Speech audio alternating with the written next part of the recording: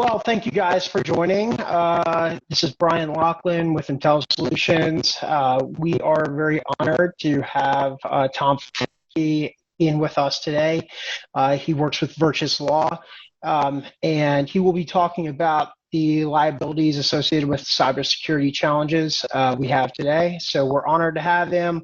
A very smart person once told me there's two kinds of lawyers in the world. There's ones that create problems and there's ones that solve problems. And from my experiences with Tom, he is one who solves problems. So very excited to have him on board to speak on behalf of Intelice today. Tom, take it away. Sounds good. So cybersecurity has been a big part of our practice. We do a lot of work with technology companies, and as a result, we've become intimately familiar with the cybersecurity issues. And so this isn't just a generalist that's talking about, hey, this is what you ought to look at. This is from Virtus. We've handled ransomware attacks. We've had several ransomware attacks and various virus issues that compromise the security. And so we really do have an understanding of the legal requirements that are put upon you. And I'm not going to bore you with the laws, the huge list of federal laws that apply here, as well as state laws.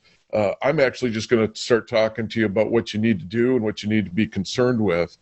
I think, so coming into this session, take it as an assumption that there's going to be a federal or state law that requires you to be concerned with cybersecurity. From an organizational standpoint, though, lots of times people just don't get that they are exposed. They don't feel like they're a big target. They don't feel like they're dealing with information that's sensitive enough to warrant the protection. So does your organization need to be concerned? If your organization uses IT, internet, intranet, anything, Wi-Fi, if you're using any sort of network that other people can see out there, then you have an opportunity, or not an opportunity, you're vulnerable to hacking and intrusion. So if you're using, if you are, mom and pop store, and you're saying, okay, well, all we do is sell stuff at our mom and pop shop, do I really need to be worried? Actually, you probably do, because there's some point of sale technology that you have in place, and people can jump onto that point of sale, hack into it, and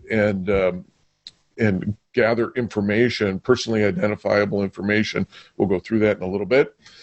So even the simplest mom and pop corner shop has to be concerned about cybersecurity because they're internet connected or they have a network in place. So if you're not convinced that there's a chance of intrusion, I'd have to look at your business to see. It's possible, like if you're running a painting service and you don't take credit cards or something like that, you just pick up checks and stuff, maybe you don't have to worry about it. But most companies are vulnerable. So what is hacking and network intrusion? Hacking and network intrusion are cyber attacks that really are attempting to gain unauthorized access to your system or your data. And there's a bunch of different motivations for doing this. The motivations include that people want to steal your information, this personally identifiable information, which I'll talk about in a little bit, trade secrets, or your intellectual property. It could be a misuse of the organization's system or network for their own purposes. Maybe they want to gather this information so that they can compete with you. Sabotage or damage by disgruntled employees. That's a big source of attacks, are former employees that leave and we don't do a good enough job of making sure that their access has been denied for the future. Like public Wi-Fi's even, and entering the system through that. So they have different motivations for doing this. This personally identifiable information is the stuff that's really important as it relates to third parties. As it relates to yourself, it's your It's the privacy of your own data, your own proprietary information. But the laws seem to focus more on personally identifiable information. Nearly everybody, think of this, collects, stores, manages, disposes of names, addresses, and information that is sensitive, like credit cards. If you are collecting, storing, so even if you collect it and you dump it, then we got to look at how are you dumping it. If you collect it and then you store it, we got to look at how are you storing it. And then managing in terms of how long do you have that data, how long do you need to have that data, and when you get rid of that information, how are you getting rid of the information? Is it going to be compliant? And in my mind, it's not really a question of when somebody will attempt to breach your system, or if, I should say. It's when. It really is an event that is happening so often that I think you can pretty much count on the fact that somebody out there is trying to access your data. And you really do, the law requires you to do certain things, but basically it's using reasonable care to prevent breaches, and we'll go through the standard of reasonable care in a little bit here. So the hackers, what they are looking at is exploiting your data by various entry points. These are the entry points. If you have an internet connection, website, apps or e-commerce functions, emails, web surfing, access to cloud computing resources, file transfers, instant messaging. Believe it or not, your telephones are exposed as well. Any internet-based service or device. That's dealing with the internet connection itself. Now, when you go to remote access, where people are telecommuting, that's a big deal now with COVID. If you are using dial-up or VPN, or how are you connecting to your network? I put in red mobile devices. It is these things here. You walk into a coffee shop, and if you don't have this password protected, you're vulnerable. You set it on the table, and even if you just go up to get a cup of coffee and leave this on the table, or leave your tablet or your computer just up temporarily while all it does is it takes a thumb drive to access it, or somebody can drop it and download data while you're not looking. The mobile devices are a big exposure point. When you're working with an MSP, you want to make sure that your mobile devices have sometimes people want to save money and say, let's keep our mobile devices off of this because we really just use it for convenience. Interestingly enough, this convenience factor happens to be the thing that really exposes most companies. You have these security protocols in place, and they don't mean anything if you can access everything off your mobile device and it's in unsecured settings. Extranet connections that link the organization's internal network to vendors or business partners, that is another big exposure piece right now. And I should say, if you have questions throughout this, just text them or let Brian know, and we can jump in as we go too while we're on topic. So the extranet connection is a big deal as well. This is how hacking happens. They generally follow this common sequence of steps. The sequence is sometimes it's referred to as a cyber kill chain. And what organizations need to do is they need to prevent, detect, and manage the attacks at every step in the chain. So when the attacker is gathering information about IT systems and network and potential vulnerabilities, you need to keep those things private. Make sure that your employees understand that they're not to disclose that. Have non-disclosure agreements that protect you. Have non-disclosure agreements with your employees that prevent them from disclosing that stuff. Once they understand your environment, they'll try to gain access by exploiting something that they find to be unresolved. And you can use tools the hackers, they use tools that allow someone to scan internet accessible systems to identify software that's available and running. They review publicly available information. They're collecting data from employees, sometimes through phishing scams or other social engineering. Phishing, Brian, do you want to address what phishing is? Absolutely. So phishing is basically an attempt to gather information by sending usually an email, and it's phishing as PHISHING as opposed to phishing with an F.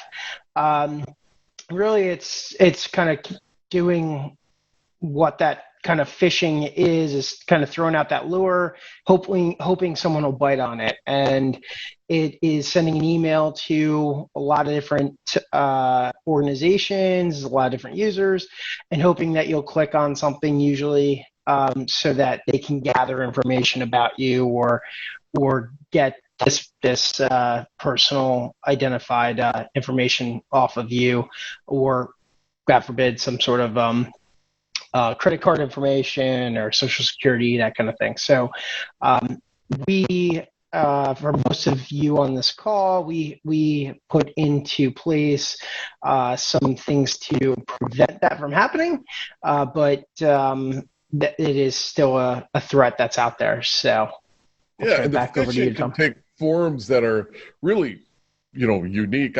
We had one situation where somebody took, and I'll just say that it's me, just to make it easier. Somebody took my identity and pretended like the email was coming from my email account. So it listed, Tom Fafinski, say. So there was an email that went to an employee requesting that the employee, who is a business development individual, so real salesy person, out there trying to generate business, real esprit de corps type of individual trying to please the owner of the company. And they got this email from the owner saying, they thought was from the owner, saying, can you please go get some credit cards, prepaid credit cards that we can use as gifts for clients. And you can go, I think it was, I think they sent them to Walmart to do it. So this business development person, highly educated individual, college degree and all that stuff, said, sure, no problem, I'll get it, and let me know what you want me to do with it after I get it. So he went out and spent thousands of dollars on prepaid credit cards. And then comes back and says, okay, boss, I got the prepaid credit cards, now what? Sends it to that email in response to it. Didn't look at the actual email address, just the name. And then the got a response like, oh, that's great. Can you scan them in or take a picture and send me all the credit cards so that I have access to giving it to people? Or forgot how that part worked, but the employee said, sure, I'll do that. So it was kind of phishing from within, even though it was from outside, and that company got taken for tens of thousands of dollars from credit cards. So they're not a super sophisticated cyber attack, but it was a cyber attack because they adopted the identity of the individual who had the authority and control. They did their research. They gathered the information about the company, enough to know who the person in charge was. And then they accessed the other employees by using the website and whatnot to communicate through these emails. So, if you have protections at each one of these levels, where you have a set of systems that if somebody gains unauthorized access, these are the prevention techniques that we have in place. We have prevention techniques to avoid for those who avoid the detection by having resetting configurations. You turn to your MSP for that type of piece. But that's a really basic phishing scam that is a cyber attack. So there are different types of cyber attacks. There's the denial of service. This is where the hacker bombards the system with requests for entry with the intention that it's actually going to get pushed back. They're essentially overloading the system. So the solution to that is to block that single source where the bombarding is coming from. So then the hackers got wise to that. So because folks like Brian would come in and they'd say, okay, deny any access from this one IP address. And then they started with distributed denial of service, where it's coming from multiple sites and it overloads your system and compromises the integrity of your business and essentially says, we'll stop if you pay us money. There's theft, which is really just stealing data for purposes, whether it's to expose somebody or to compete with somebody. Insiders are often an overlooked threat. Insiders sometimes will have a separate agenda, and with this agenda, they are exacting revenge. Essentially, sometimes embezzlements happen this way, where they find out where the data is being transferred or the funds are being transferred, and then they attack from within to detect that, to gather that information. Advanced persistent threats, these are things that they lay undetected for a long period of time, and they are there to gather, they kind of reside, and they're there to gather information about the company and what it's doing, how it's protecting itself. Malware involves unauthorized software like viruses and worms. A virus attaches a malicious code to a host program or a document or some other file in the transmission, and then the virus goes to work. Worms are a little bit similar to viruses. Now, there's software out there that can prevent these things or seek to prevent these things. Worms are similar to viruses in that they attach to files, but they self-replicate, and they don't really require a host program once they're launched. They move through the network pretty rapidly, and they attack a number of machines by going through unsecured communication channels, really. And hackers use these viruses and worms to take unauthorized actions like damaging the IT system or gathering information and stealing the information. Ransomware is really a combination of malware and really extortion. It's using malware for extortion. Cyber criminals typically infect the laptops or personal computers with the ransomware first, and they use the same method of and means for delivering a virus to deliver this ransomware malware. It spreads from infected end user devices to the server, and then it goes from the server to other networked resources. These cyber attackers are using the ransomware to block access, and then they demand payment to restore normal operations. There's a couple of different forms of ransomware. One is the locker ransomware that prevents normal access and scares users into paying a ransom. This is happening in governmental levels. It's happening in small companies and large companies. We've actually seen it happen through MSPs, so it's really important. We'll talk about investigating your MSP in a little bit, but they will use the MSP, infect the MSP, and then try to access it that way. So you got to make sure that you got to do good due diligence on your MSP. The locker ransomware is really just saying, pay us a certain amount of money and we'll release the data for you. We'll give you access again. Sometimes they'll link these attacks through pornography or other websites that are a little bit controversial, shall we say, so as to embarrass the user into thinking that they need to pay this ransomware because they don't want to be humiliated with the notion that they've been engaging in this undesirable behavior. The malware locker ransomware is generally easier to recover than the other form. The other form is crypto ransomware. In crypto, they're encrypting your data. They're blocking the data that's stored and they're encrypting it. You can actually see, you just can't make any sense of it. And then they say for a certain fee, we'll give you the encryption data. Normally you see a message from them that they've done this, and they're very, sometimes a form of, we're a governmental entity. That's normally in the locker ransomware thing more than the crypto ransomware. But they're really normally pretty polite. They run it like a business. Some of these are government sponsored by foreign nations. They're trying to create some panic.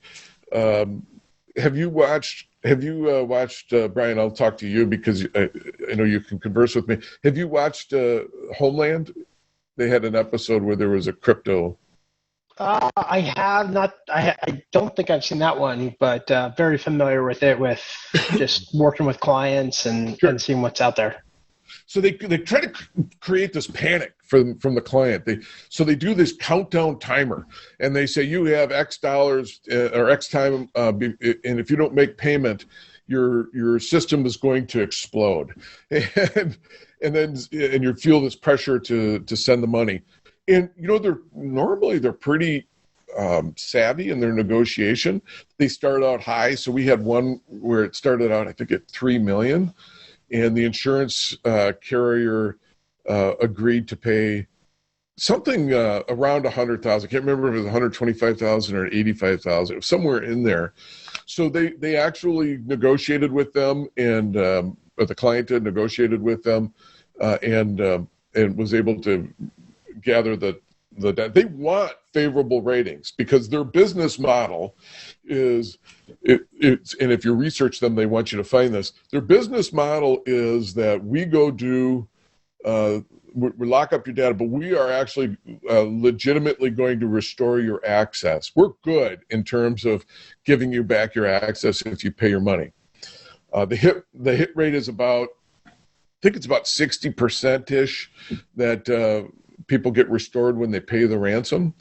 So there are some folks out there that don't, or some companies that are doing this that don't. This is a hundreds of billion-dollar industry right now.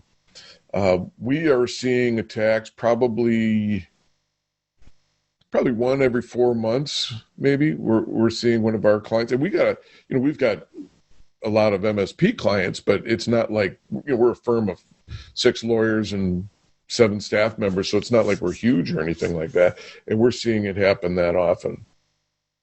It is happening at large companies and small companies, governmental and private. So it's, if you think you're immune from it, you are not, and you have to have systems in place to protect against it. So the natural thing is, well, geez, Tom, this scares the heck out of me. Tell me what I can do that can address this piece here. I'm going to flip back to. I thought I missed a slide. Maybe I could cover it later. Okay. So generally, it's a 3-legged stool.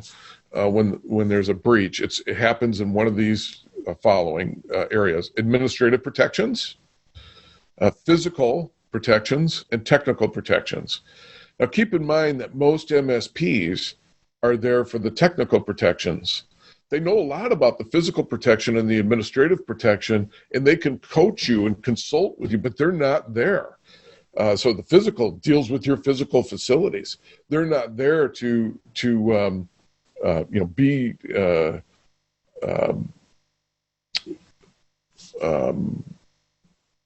saying, hey, this door doesn't self-lock, or those types of constructive pieces of advice, unless you hire them to do that. They're very qualified to do it. There are some folks that are able to certify cyber compliance. Some MSPs can do that. Other MSPs, like they receive training for that. Other MSPs should just be there as your coach to help you through it. They don't have to have a certification to do the audit. They can just be your coach for it. The certification doesn't necessarily mean that you know about it. So when you're picking your MSP, look for somebody who's got that type of experience. So administrative, we'll talk about WISPs and complying with NIST standards in a little bit. I'll skip over that, but administrative safeguards is, failing to have a written plan for your security, using vendors without regard to their access to this personally identifiable information. I'm going to refer to that as PII now from here on out. This bring your own device policy and not having that in place, that's an administrative safeguard. That's a common area where there's an issue. Password changes or sharing passwords, that's an administrative thing. You can have all the technical protections in place you want, but if somebody is willing to share their password with somebody else, there's nothing you can do about it. Or if they're unwilling to change their password, there's nothing you can do about it.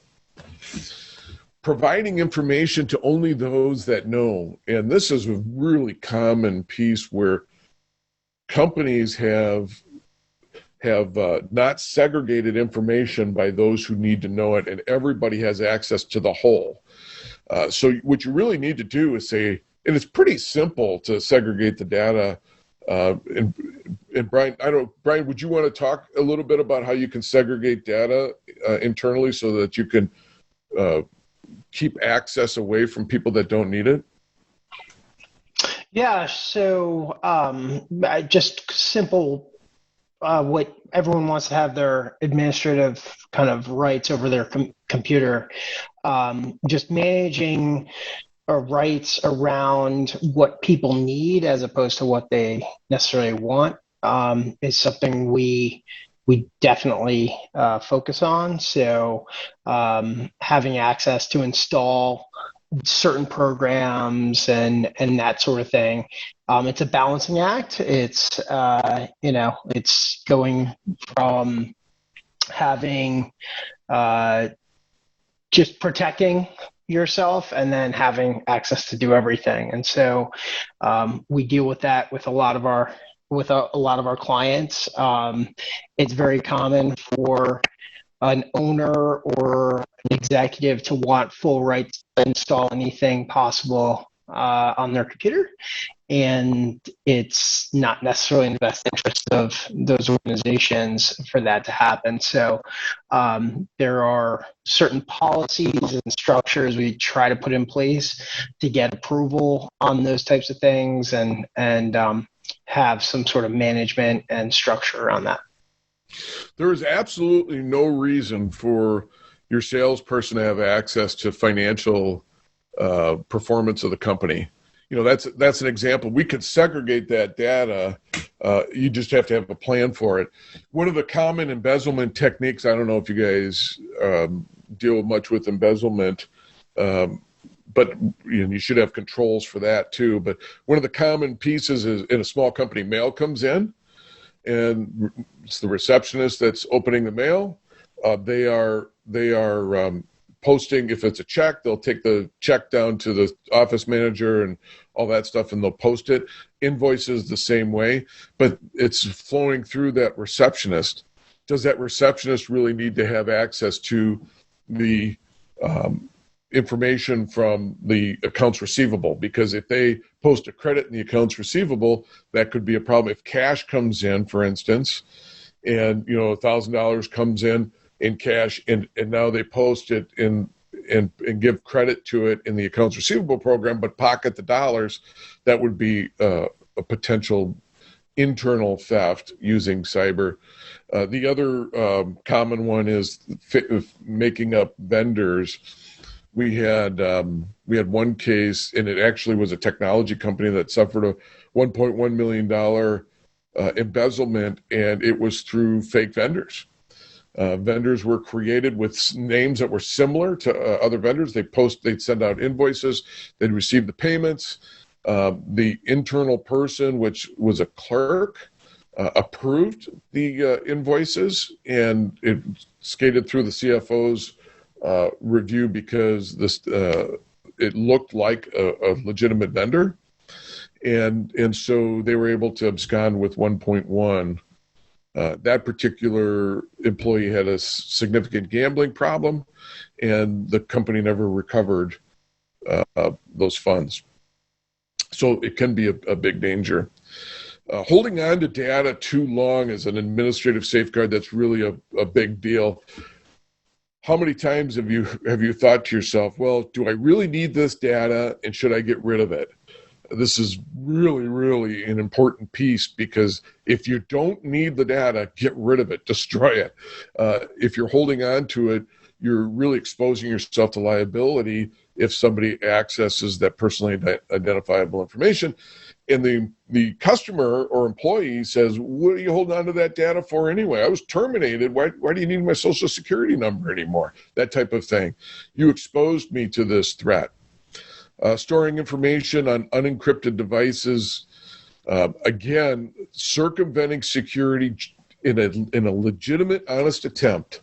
These darn mobile phones, smartphones, in a legitimate attempt to try to be efficient. You got employees that say, I don't want to go through the double authentication piece. Other administrative safeguards, not developing policies or implementing the written information security plan, insufficient resources to support a program, not designating specific people. You got to have somebody in charge of this. Got to have somebody in charge of your administrative safeguards for cybersecurity. Your MSP is going to be in charge of your technical. Who's going to be in charge of your administrative? Not enforcing policies is a big deal. We will send in secret shoppers to test our company and how they answer the phone, but we won't send anybody secretly in to test if our data is being handled appropriately. Tracking reasonable exceptions to policies, like, okay, in this situation, it's okay to have access through this way. And not tracking that, so you lose. So then it becomes kind of, well, it was okay over here, so we can do it over here, and nobody's written it down or taken heed of it. Permitting a collection of data on this. Hey, we want to just we don't want to have to go back to them multiple times. So let's just get everything we can now, and not keeping it consistent with your written plan. Failing to address your legal obligations to update and modify policies as the organization's as laws change in the organization grows. Monitoring is the biggest, probably, administrative safeguard issue. They say this is what we want to do, but there's no monitoring. What gets measured gets done. So if you're doing a self-assessment, if you're doing an assessment through your MSP, or if you're actually doing a full-blown audit, voluntary audit with an independent third party, not a governmental entity, that is a way to address it. So the technical safeguards, these are things that your MSP should be aware of and addressing, is encryption and truncation of PII, logging controls, user authentication, multi-factor authentication. I know that it makes it less efficient if you have multi-factor authentication, but it does protect the data and mitigates your liability exposure. Having controls to know when users are signing in and accessing data, blocking unauthorized users, especially former employees. This is a situation. If you're going to terminate somebody, you should be calling your MSP and saying to your MSP, terminate their access before you actually go do the termination.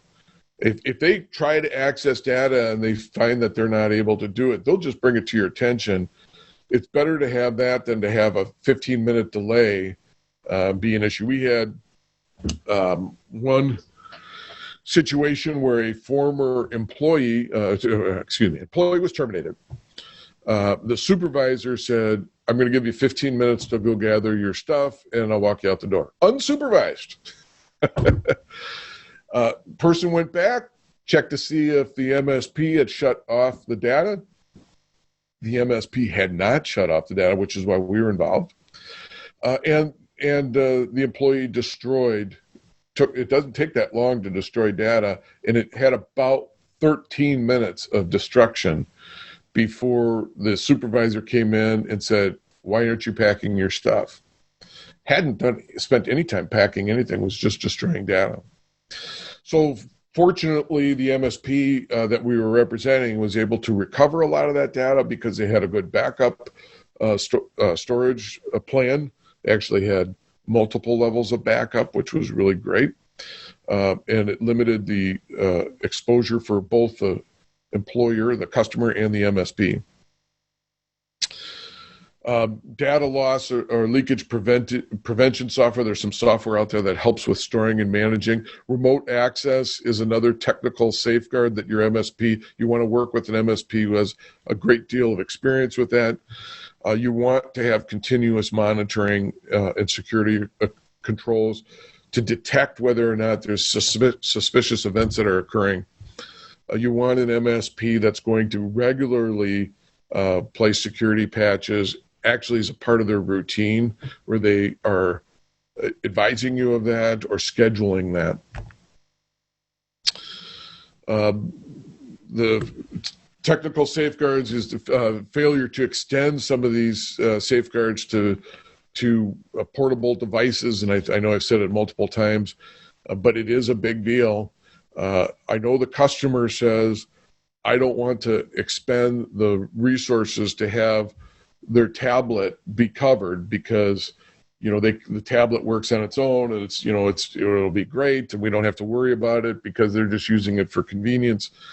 Whenever the convenience is to overcome barriers to get into the system, that's normally a convenience that you don't want to have.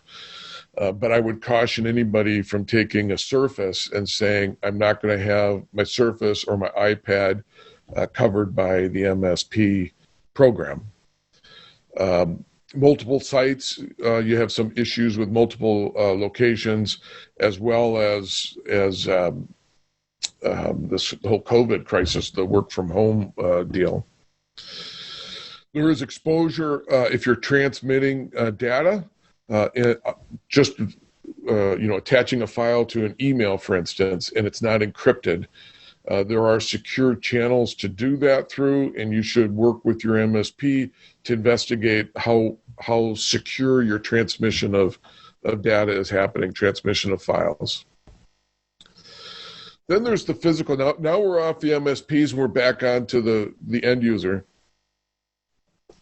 You have to have physical safeguards in place too. You have to restrict access, and I would actually have your MSP come out and look at the stuff, even if they don't have the certifications to be an auditor. I would still have them come out and check this stuff. You want the screens to go dark if it's not being used. You want the doors to close on their own when somebody walks out of your suite to go use the restroom or go out to the parking lot or whatever.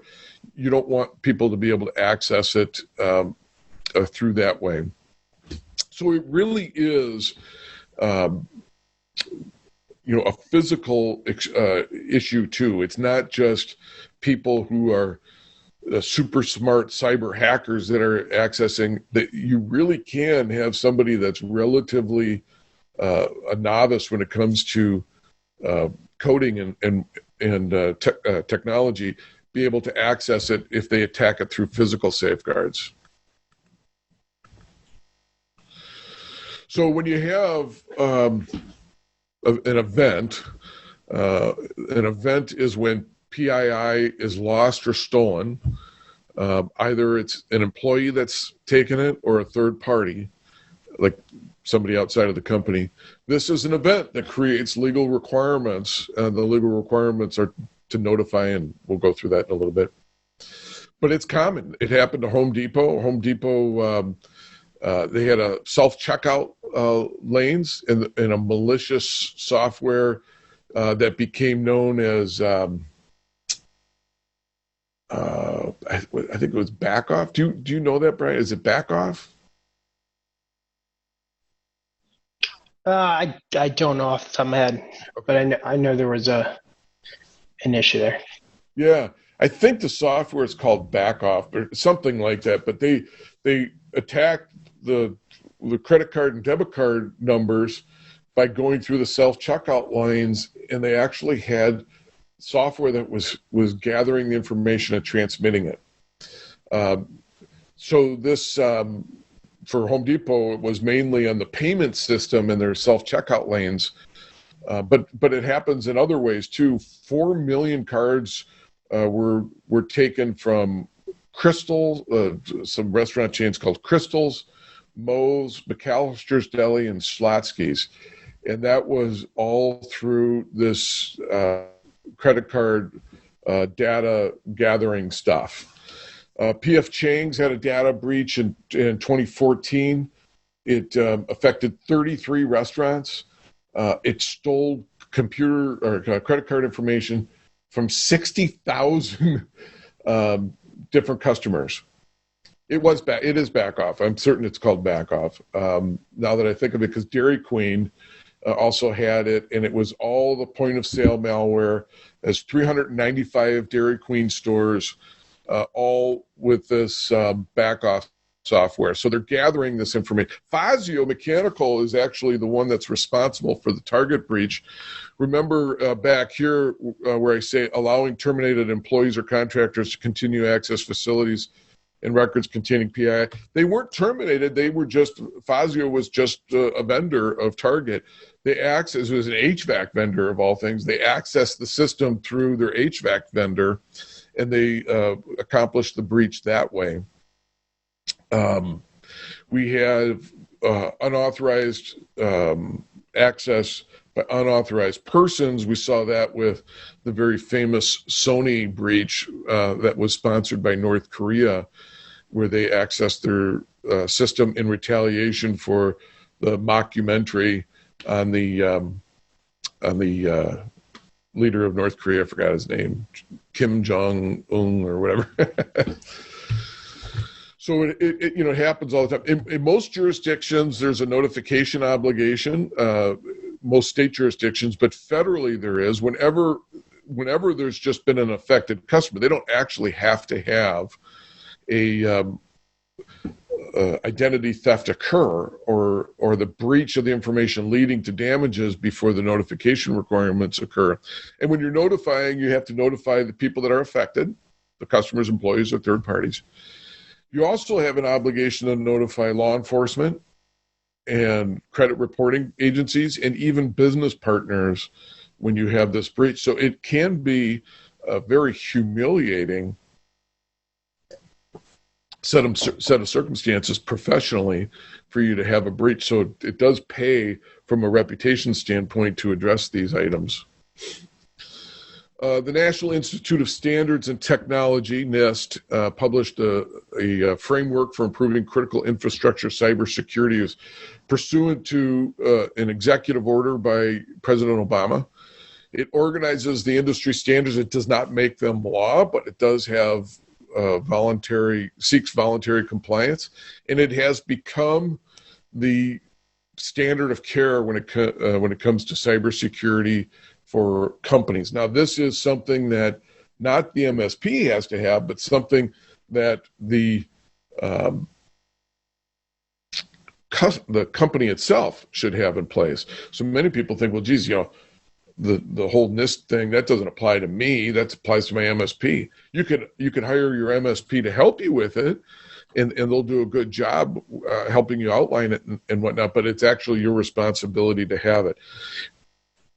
I said it's not a legal requirement, but if you get sued under a negligence standard, if it is the standard of care, which I believe it has become the standard of care, then you have liability for money damages, and some of it may or may not be covered by insurance. So what you should do is you should identify your personally identifiable information, the sensitivity of it. The breach can occur whether it's paper or electronic, so we got to look at each one of these steps. How are we collecting it? Are we collecting just what we need, or we collect more than we need? How are we storing it? Are we storing it for as long as we need, or are we storing it too long, or do we even need to store it? We now have credit card systems where you can enter the data once and you're done. How are you accessing it? Who has access to it from your company? Is the access to that information encrypted or secured? Are you disposing of it when you don't need it? How often do you review it to determine whether or not it should be disposed? Are you making sure your employees are aware of the security measures?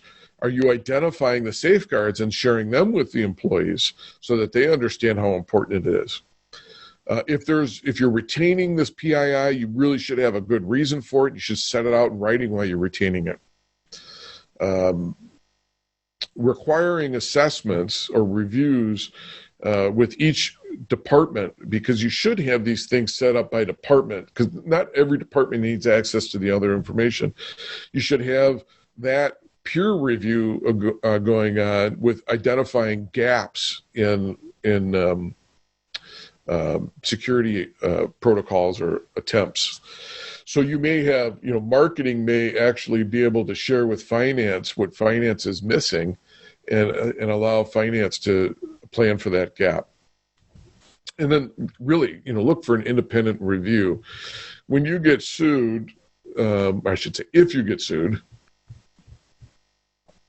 for a breach, you want to be able to say, hey, we brought in an independent third-party expert that gave us some guidance on this, and this is what they said we ought to do, and this is what we did. So, and consider having a written information security program. I think it's actually beyond consideration. That's the least that you should do, is consider doing it in writing. I really think you ought to have it all done. Shameless plug for my industry. I think you ought to involve your lawyer with your WISP, and I think you ought to involve your lawyer in monitoring your WISP.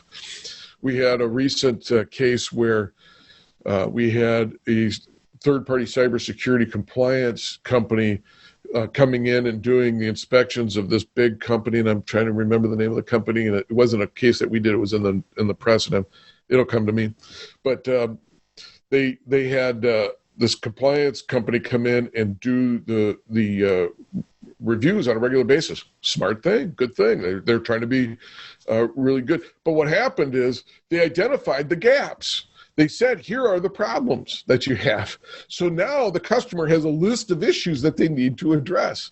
Now, some would say, well, we can't just throw all the money at this and try to fix everything, so let's just start taking it down in order of a priority. So that's what they did. They had this priority list that they were attacking it by, but it also created a roadmap for the affected parties to say, look, you knew about this and you didn't do anything with it. So to protect against that, what they did was they said, we're going to engage counsel and have this third-party advisor work with our counsel, and therefore now it's protected by the attorney-client privilege when the attorney shares what the priorities ought to be. The problem with it was they did it only after there was a breach. And the court came in and said, there's no attorney-client privilege here. You had this system set up in advance of the breach. You only brought in the lawyer upon the breach. And the whole purpose of bringing the lawyer in then was to get this attorney-client privilege so that you don't have to share your weaknesses. So the moral of the story, involve your attorney in advance so that you don't have to worry about taking everything down all at once. You can do a risk assessment and determine which way you want to proceed. Other WISP issues, how's the information being used? Where is it stored? Is there data mapping that's occurring there? This is really getting into the minutia. Disposal at the bottom there, that's a big deal, and shredding the paper files and cross-cutting, fully wiping data, discarding used equipment or reusing equipment, discarding that data is a bigger deal too. You want to make sure that discarding the equipment is a bigger deal too, because the data still resides, and you want to make sure you have a plan in place for that, and your WISP should take care of that.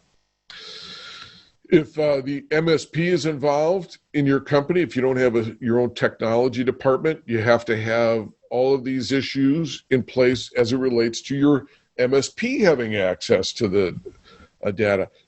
Are they handling the mobile devices, which they ought to? Are they accessing or able to access truncated PII information or encrypted PII? Are they having access or transmission over public or wireless networks. You want to go through all of these pieces with your MSP to make sure that they're familiar with it.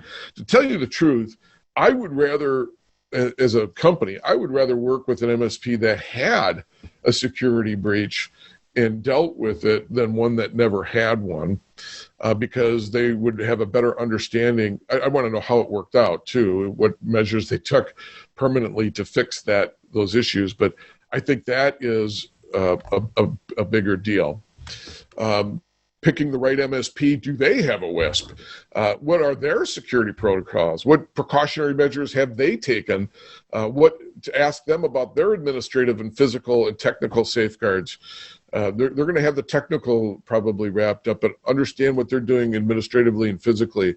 Because if they have access to your system and they don't have doors that lock when they leave the premises, or the public can freely access it, then that means the public, somebody with a lot of knowledge or a former employee, could access it and get into your system. Former employee of the MSP, that is.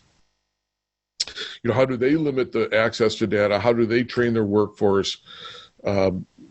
So when you're selecting that MSP, be cognizant of that.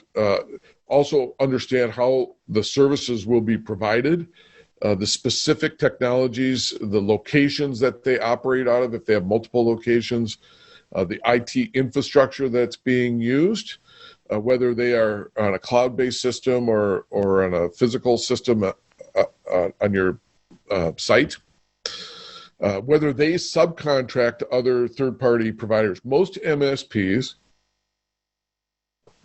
will subcontract a little of what they're doing. It's good sound strategy from a around-the-clock monitoring standpoint.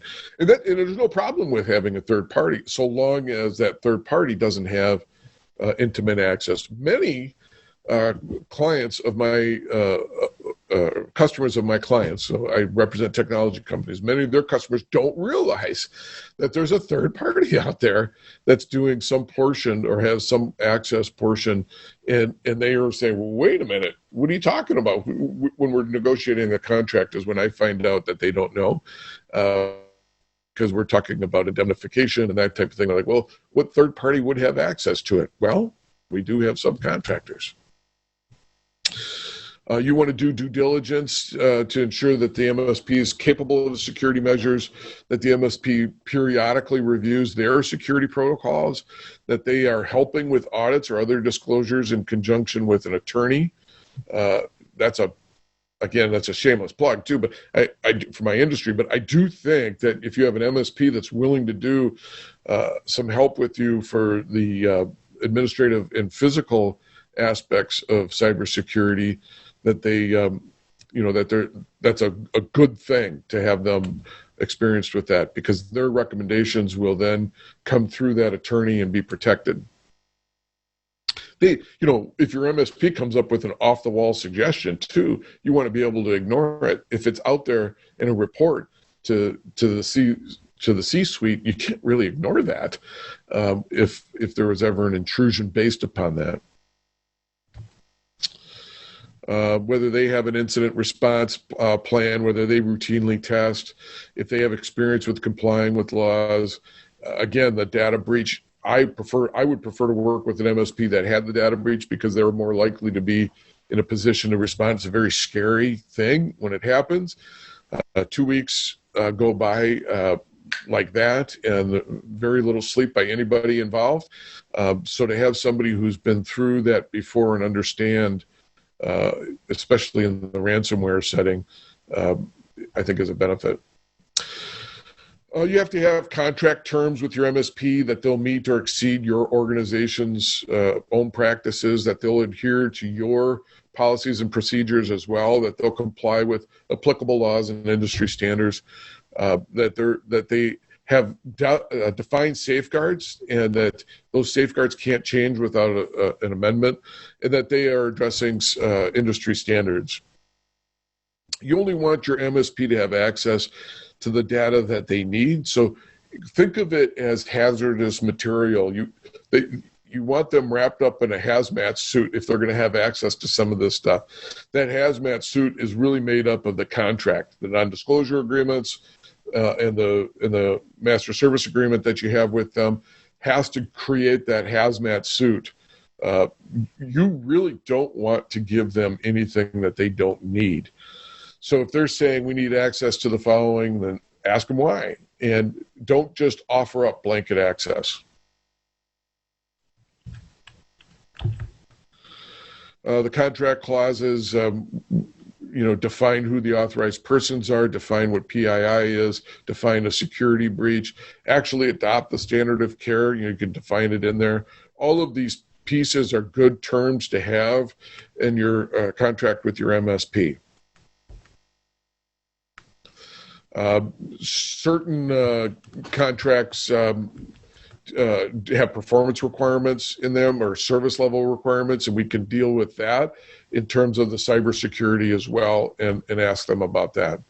Risk allocation, walk through the risk allocation with your MSP. When are we liable and when are you liable? Most MSPs will say, we can't give you, I should say, all MSPs should say, they can't give you 100% assurance that they can keep you cyber secure. Not just because they're only dealing with the technical, but even if they can't even give you 100% on the technical thing, because the cyber attacks take the form of new technology that comes into place. All of the protections that are in place are responses to attacks that have occurred. So it's when that next attack gets formed that they develop the medicine, so to speak, to prevent it from occurring. Or in these pandemic times, the vaccine, which will prevent it from occurring. So you don't want an MSP that says, we guarantee you 100% that you'll be cyber secure. They can't do it. Everything they say will be put under this lens of, well, they said this, and that wasn't true. What will they say? So, questions. Cyber insurance. The customer and the MSP should have cyber insurance in place. Let the insurance companies worry about who's going to pay what. Let them have their coverage dispute over contribution and indemnification. But I think everybody should have cyber insurance in place these days. The amount is something that you should consult with your attorney. Something you should consult with your MSP, depending on the services that they're offering. And it is a case-by-case type of scenario. Any questions? Here's what I found online. Great information, Tom. Thanks for that presentation. If there's any questions or any comments, please feel free to use the Q&A into the Zoom platform. Tom, just one quick question. I think you kind of touched on it in the end there. What it came up was around cyber liability insurance. So you're advising organizations to get that. How much should they get? And is there any other best practice you can share around cyber liability insurance? Yeah, I think the best thing that they can do is make sure that their MSP has cyber insurance, and that they have cyber insurance, because their issues, the cyber attack may take the form of a physical intrusion. And so if it's a physical intrusion, what did the MSP have to do with it, unless you've hired them to address that? If it's an administrative safeguard, if somebody shared a password, what does the MSP have to do with that? But here's the biggest thing is, who knows how the attack occurred until long after, if they ever do find out. So having the insurance companies working together, they'll figure out later on who ought to pay based on how the attack occurred.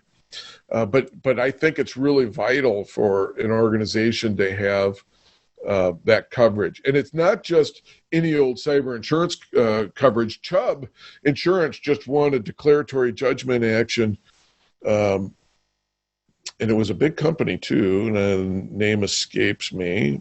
it was like a PF Chang's or something like that, but it was credit card data, and they were able to show how their coverage didn't extend to this safeguard because it wasn't a technical piece, and they only picked up the technical cybersecurity coverage and not the physical piece. So you got to make sure you have the right coverage too.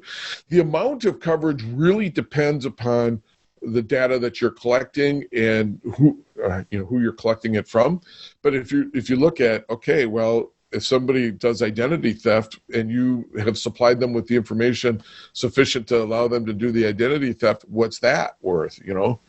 And you would think you'd want at least $1 million of coverage for something like that. Great, Tom. That's all the questions we have. Your contact information is up on the screen there, which is great. Everybody can check it out. I'll flip it over to Brian for any closing comments. Well, thank you, guys. I very much appreciate you joining us, Tom, and scaring everybody incredibly. You always manage to scare me whenever we talk, so I appreciate that. And just so everyone knows, we do have cyber liability insurance for those clients that are out there. But no, very, very insightful. We very much appreciate you joining us. And if there's any other questions, please feel free to reach out to me personally or to Tom. And we very much appreciate everyone joining us today.